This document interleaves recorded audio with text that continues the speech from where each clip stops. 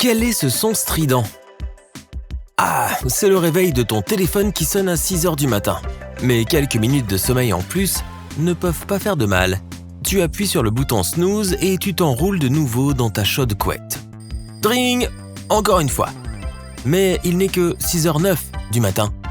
Quelle étrange quantité de temps supplémentaire, mais il se trouve que l'application d'alarme de l'iPhone ainsi que beaucoup d'autres horloges numériques ont décidé de conserver le snooze de 9 minutes pour honorer les horlogers et les horloges du passé.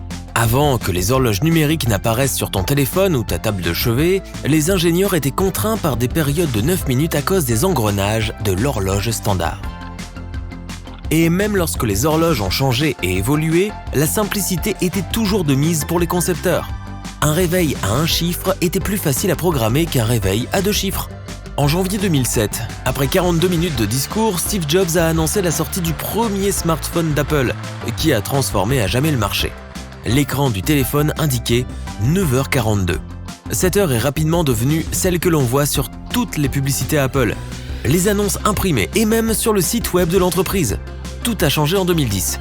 Le premier iPad a été dévoilé par Steve Jobs. Mais l'heure a été avancée à 9h41. Cette heure est désormais réglée sur tous les iPhones, les Mac et tous les autres produits Apple. Le phubbing est le terme utilisé pour désigner les personnes qui sont tellement absorbées par leur téléphone portable qu'elles ignorent tout ce qui les entoure. Cela inclut les autres personnes, par exemple lors d'un dîner ou au milieu d'une conversation. On peut aussi les appeler zombies du smartphone pour ceux qui marchent dans les rues en ignorant totalement leur environnement et notamment la circulation. Les smartphones modernes ont plus de puissance de calcul que les ordinateurs dont disposait la NASA pour la mission Apollo 11 il y a plus de 50 ans. Mais ces ordinateurs ont pourtant aidé la mission à se rendre sur la Lune. Ton téléphone portable a maintenant une puissance de traitement environ 100 000 fois supérieure à celle du vaisseau spatial. Et sa mémoire est plus d'1 million de fois plus grande que celle d'Apollo. Et ce n'est pas tout. Voyager 1 et 2 n'ont que 70 kilooctets de mémoire chacun. N'importe quel téléphone avec 16 gigaoctets de mémoire est 240 000 fois plus puissant que l'une de ces sondes. Les bactéries sont présentes sur tout ce qui est beaucoup manipulé. Par centimètre carré, un comptoir de cuisine peut contenir jusqu'à 250 bactéries, tandis que la gamelle d'un animal domestique peut en abriter plus de 300. Et une poignée de porte peut être couverte de près de 9000 germes. Mais ton téléphone portable transporte bien plus de bactéries que cela. Les téléphones sont couverts de plus de 25 000 germes. Compare cela à un siège de toilette qui ne contient qu'environ 180 bactéries par centimètre carré et garde-le à l'esprit la prochaine fois que tu tiendras ton gadget près de ton visage. Martin Cooper, l'inventeur du téléphone portable, a passé le premier appel public en 1973 avec un appareil de 1 kg. Il ne pouvait être utilisé que pour une conversation de 30 minutes après avoir été chargé pendant 10 heures. Cooper, qui travaillait pour Motorola, a appelé son rival chez Bell Labs. L'homme a jubilé en révélant à son concurrent ce qu'il utilisait pour passer cet appel, le tout premier téléphone portable. Il a fallu 10 ans de plus pour que l'appareil soit disponible pour le grand public. Ce téléphone portable était le Dynatac 8000X de Motorola. Il ne pouvait stocker que 30 contacts mais coûtait environ $4 000. Cela équivaut à plus de $10 000 aujourd'hui, si l'on prend en compte l'inflation.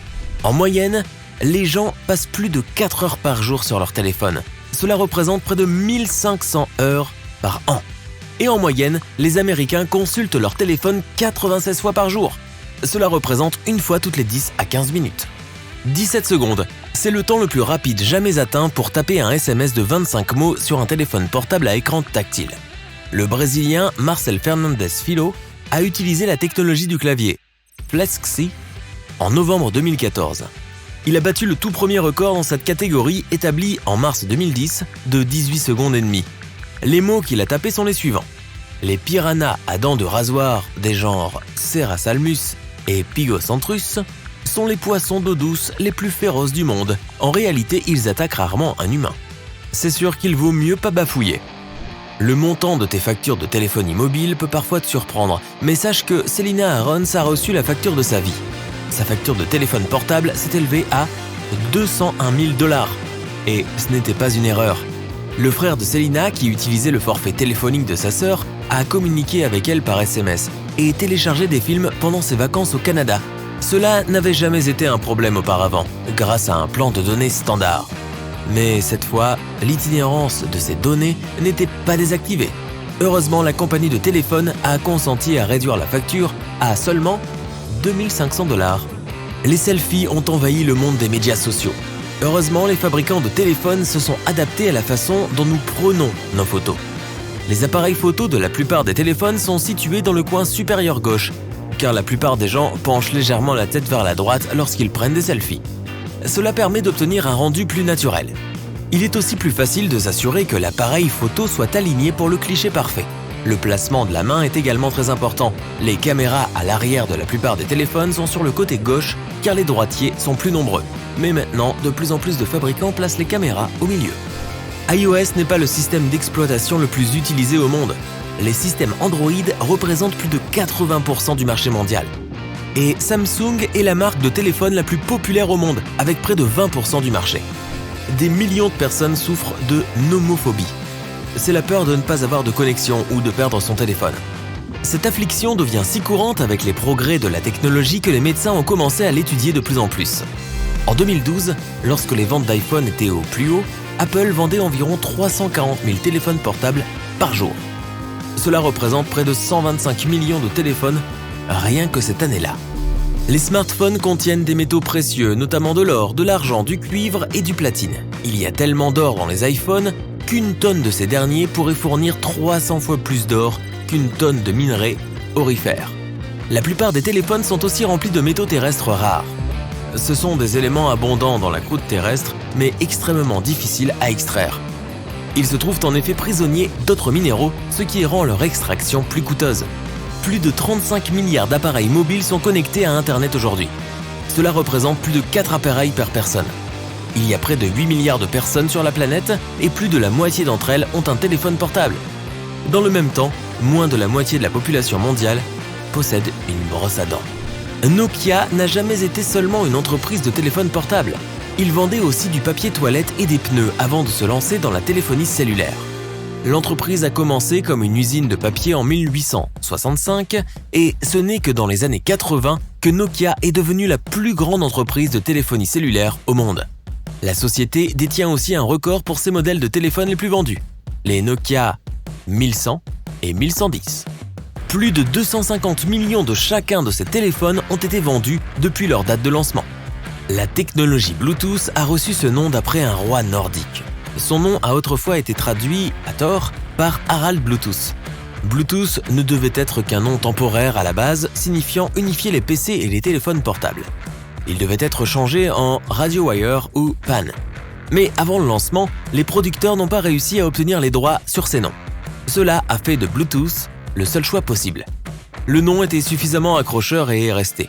Quant au logo Bluetooth, il se compose des initiales entrelacées de Harald Bluetooth. Heureusement qu'on ne l'appelait pas passe de paix. La plus grande distance à laquelle un téléphone portable a été lancé est de plus de 110 mètres. Le 27 août 2014, la Belgique a organisé son championnat national de lancer de téléphones portables.